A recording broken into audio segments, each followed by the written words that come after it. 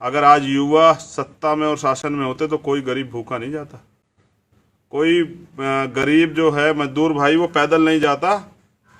इतने संसाधन होने के बाद भी सरकार के पास जिस तरह की षड्यंत्र का लेबर लॉ में जिस तरह के बदलाव किए गए, आप देख लीजिए, ये चाल चरित्र है। और जो ये वादे किए जा रहे हैं, पैकेज किए जा रहे हैं, मैंने अपने ट्विटर के माध्यम से बताया था कि हमारे देश के गौरवशाली प्रधानमंत्री बार बार पैकेजों पे अपनी बात रखते थे और अब उन्होंने पैकेज की घोषणा कीजिए। मैं कह देना चाहता हूँ पैकेज क्या है आपको समझना पड़ेगा, और पैकेज के साथ ये भी समझना पड़ेगा कि ये जो पैसा सरकार लगा रही है, सरकार जो घोषणा करी, पहली बात तो वो हवा हवाई है, धरातल पे उनका कुछ नहीं है। लेकिन सबसे बड़ी बात है कि ये जनता का पैसा कोई एहसान नहीं कर रही। अगर कोई लगा भी रहा है, कोई भी सरकार किसी प्रदेश में लगा रही तो कोई एहसान नहीं कर रही है। ये पैसे इनके बाप का पैसा नहीं, कहीं से लेके नहीं आए हैं, ये जनता का पैसा, जनता के टैक्स का पैसा। और कोई भी आम आदमी अपने आप को ना सोचे कि वो टैक्स देते हैं, टैक्स नहीं देते हैं, वो टैक्स नहीं देते। भाई हम तो टैक्स नहीं देते सरकार को। आप एक खाने पीने के सामान से लेके कपड़े तक जो भी सामान खरीदते सब पे टैक्स जाता है। हमारे लोगों में जानकारी कम है। आप कोई भी सामान, जूते से लेके चप्पल से लेके चश्मे से लेके सब चीज टैक्स पे होती है, और आपकी कीमत के साथ, आपकी जो खरीदने की कीमत है उसके साथ उसका टैक्स जुड़ा होता है। आप सब लोग टैक्स देते हो और आपकी टैक्स से सरकार चलती है। सत्ता में बैठे भ्रष्टाचारी नेताओं को ये नहीं पता, वो इतना एहसान दिखाते हैं कि हम राशन दे रहे हैं, हम ये दे रहे हैं। धरातल की सच्चाई आप लोगों ने देख ली, क्या हालात बसते बदतर है, चाहे वो क्वारंटाइन सेंटर हो या कोई अन्य जगह हो। लेकिन मैं कह रहा हूँ कि क्योंकि लोगों के पेट में भूख है, उनके बच्चों के पेट में भूख है, तो वो सवाल नहीं करते, अपने लोगों के बच्चों के पेट की भूख भरते हैं, खुद की पेट की भूख भरते हैं। क्या हाल बना दिया देश का। मरे हुए जानवर लोग खाने को तैयार हैं, लोग 4-4 दिन से 6-6 दिन से भूखे हैं, लोग सड़क पर पड़े हैं। इधर जाते हैं पुलिस लाठी मार देती है, पुलिस की मजबूरी है, क्योंकि अगर पुलिस ज़्यादा मानवता दिखाती है तो सरकार कार्रवाई कर देती है। सब लोग फंसे हुए हैं क्योंकि सरकार नहीं चाहती कि देश के हालात बदले, और देश के हालात अगर बदल जाएंगे तो सरकार को जवाब देना होगा। तो ये बड़ी समस्याएं हैं, मगर ऐतिहासिक दिन है। मैं चाहूँगा, जो मैं कहना चाह रहा था, कि आज से आप फिर पूरे जोश से लगें। आज़ाद समाज पार्टी और भीम आर्मी के सभी नौजवानों से, कार्यकर्ताओं से, पदाधिकारियों से कहना चाहता हूँ, फिर आप दमखम से लगें और जैसे आपने उस समय पूरे देश में डंका बजाया था, इस बार फिर जो है मजदूर भाइयों की मदद करें। राशन से लेके उनको पहुंचाने तक लेके सब कुछ, जो भी जहां भी आपको मौका मिले, पानी पिलाएं, चप्पल वगैरह जो कुछ भी आप उनको दे सकते हो, प्रयास करें कि किसी के चेहरे पे आप खुशहाली ला दें। मैंने खून दान करने की भी अपील की थी, लोगों ने उसमें बढ़ चढ़ के हिस्सा लिया। रमज़ान की वजह से कुछ साथी भी हिस्सा नहीं ले पाए। मेरे पास बहुत सारे मैसेज हैं कि भैया जैसे रमज़ान ख़त्म हो जाएगा हम लोग हिस्सा लेंगे। शुक्रिया मेरे भाइयों, लेकिन मैं ये कह देना चाहता हूँ कि इस बार प्रयास करें कि आपके द्वारा किसी एक घर परिवार के खुद चेहरे पे तो हंसी आ जाए। ऐसी ईद मनाएं इस बार, और ऐसे इस तरह से जो है, मैं अपने मुस्लिम भाइयों से कहना चाहता हूं कि आप प्रयास करें कि किसी एक घर परिवार पे, एक व्यक्ति वैसे एक परिवार के चेहरे पे खुशी रहनी चाहिए ईद पर। और यही अच्छा जो है आपके लिए महत्वपूर्ण अवसर है। दूसरा, देश के हालात बद से बदतर है, तो मैं नौजवानों से कहना चाहता हूँ पूरी जिम्मेदारी अदा करें। राजनीति से बढ़कर भी इंसानियत होती है, उस इंसान को जिंदा रखें। आत्मनिर्भर तो हम हैं प्रधानमंत्री जी, आपसे कहना चाहता हूँ कि आत्मनिर्भर तो हम हैं। आप गाड़ी नहीं दे रहे तो पैदल जा रहे हैं, आप पानी नहीं दे रहे हैं पीने के लिए तो तालाबों से, नदियों से, नालों से पानी पी रहे हैं। आप खाना नहीं दे रहे तो मरे हुए जानवरों का, मेंढकों का, सांप का, पता नहीं किस किस चीज़ का मांस जो है इंसान खा रहे हैं, पुराना सड़ा हुआ खाना खा रहे हैं। समझिए जिस देश में 2 महीने में ये हाल हो गया हो, वो क्या 6 महीने की इमरजेंसी झेल सकता है।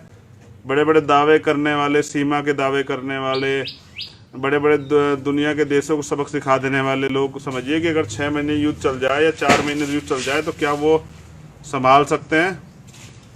तो हालात अच्छे नहीं हैं। मैं उम्मीद करता हूं कि बहुजन समाज के युवाओं से, जिस तरह से आज सब आंख फैलाकर, पलके फैलाकर देख रहे हैं, आंखों से जो है देख रहे हैं कि कोई मददगार साबित हो, तो ऐसे समय में आप मत चूकिए।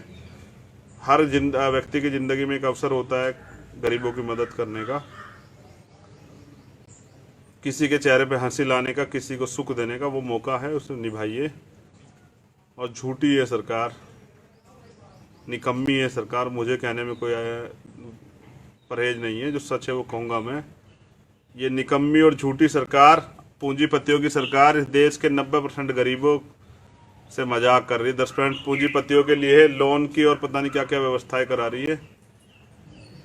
ये गरीबों के हित की सरकार नहीं है, ये बहुजनों के हित की सरकार नहीं, किसान के, जवान के, बेरोजगार के, मजदूर के, किसी के हित की सरकार नहीं है।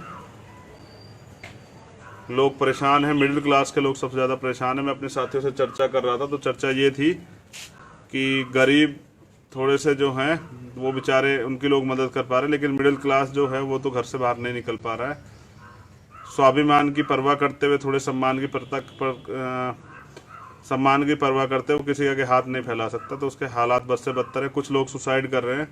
कोरोना से ज़्यादा देश में लोग जो है सुसाइड से और भूख से मरे, आप समझ रहे हैं। और जैसा मैंने बताया था आपको कि लोकतंत्र में सरकार की जिम्मेदारी होती है कि उस प्रदेश में, अगर प्रदेश की सरकार है, उस प्रदेश में रहने वाले अंतिम व्यक्ति को भी, आखिरी व्यक्ति को भी, या प्रत्येक व्यक्ति को रोटी, कपड़ा, मकान, उसकी चिकित्सा, उसकी शिक्षा, उसका रोजगार और उसको सुरक्षा जो है दे। ये 7 चीज़ें कंपलसरी कहता है कॉन्स्टिट्यूशन, मिलनी चाहिए। ये हमारा फंडामेंटल राइट्स है। मगर समझिए कि इसी देश में आपको यात्रा करने के लिए व्हीकल नहीं मिलेगा।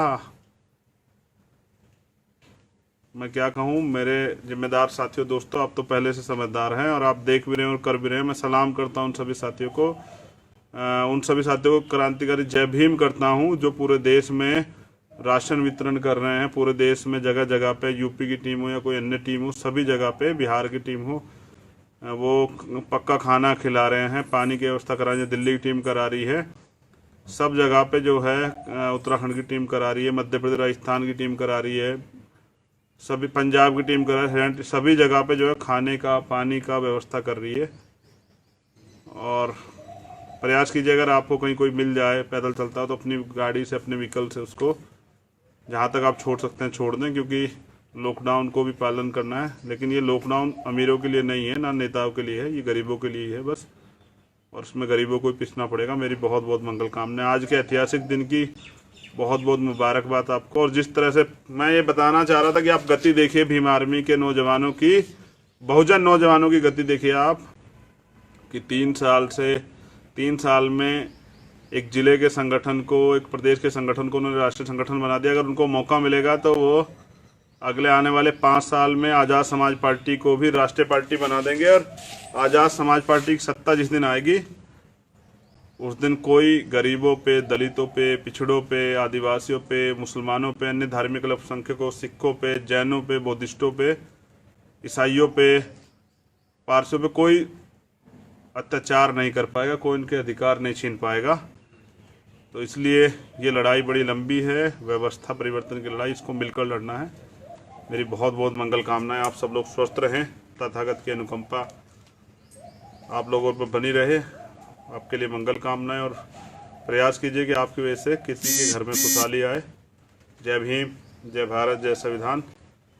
फिर आपसे मुलाकात होगी।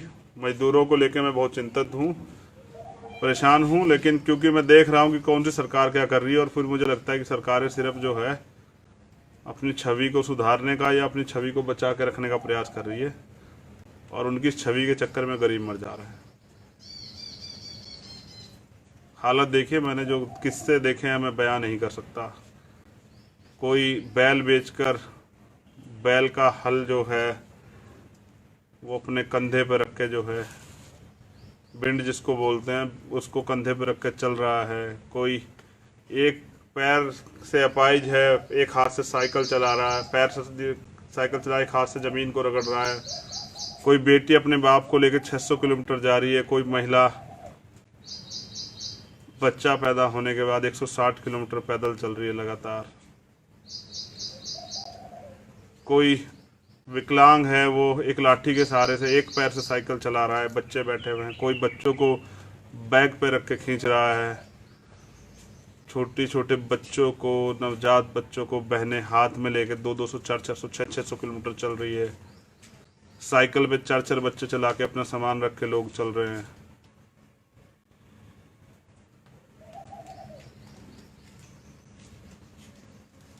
और कोरोना वॉरियर्स का भी सम्मान कीजिए। यहाँ भेदभाव बहुत है जाति की वजह से।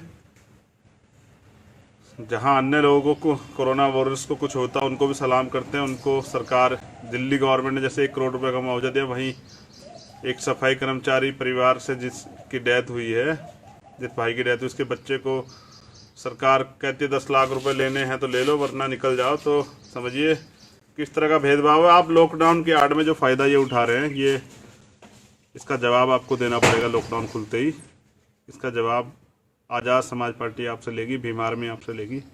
जो जुल्म जाति लॉकडाउन को हथियार बना के आप लोगों ने की है, उसका जवाब लेंगे आपसे। ये लॉकडाउन ख़त्म होने दीजिए, फिर आपको बताएंगे किस तरह से गरीबों के हक अधिकार छीने जाते हैं, किस तरह से पूंजीपतियों को लाभ जाता है। सरकार को बताएंगे, संसद से लेके और सुप्रीम कोर्ट तक का घेराव करेंगे। कोई मुख्यमंत्री ऐसा नहीं होगा जो इसके राज में अत्याचार होगा वो चैन से बैठेगा। हमने एसी के कमरे में बैठने के लिए राजनीतिक दल नहीं बनाया है। बहुजन हिताय बहुजन सुखाय की नीतियों को आगे बढ़ाने के लिए, बहुजन समाज को सत्ता में स्थापित करने के लिए और बहुजन समाज के युवाओं को अवसर देने के लिए कि वो अपने समाज का भला कर सके और अपने समाज को आगे बढ़ा सके, इसलिए राजनीतिक दल का निर्माण किया है। आने वाला कल प्रधानमंत्री जी एक बात कह रहे थे मगर झूठ बोल रहे थे कि आने 21वीं सदी हिंदुस्तान की। ये गलत है ये बात, थोड़ा सा इसको सुधार देता हूँ। जो बाबा साहब कह रहे 21वीं सदी इस देश में बहुजन समाज की है, कमज़ोर वर्ग के लोगों की है, मजलूमों की है। ये बाबा साहब कह गए 21वीं सदी इस देश में बहुजनों की है, हमारी है। और प्रधान मिनिस्टर उस बात को थोड़ा सा बदल रहे थे। क्या करें, वो उनकी आदत है झूठ बोलने की और बदलने की, इतिहास से छेड़छाड़ करने की। यही तो आरएसएस की प्रथा रही है। तो आप ख्याल रखिए, मंगल कामनाएं। युवाओं से मैं कहना चाहता हूँ, अवसर है आप पे अपने मुल्क को बचाने का, अपने देश को बचाने का और बहुजन विचारधारा को जिंदा रखने का, अपने महापुरुषों के आंदोलन को, कारवा को जिंदा रखने का। बाकी तो सब मुल्क में बेहतर है।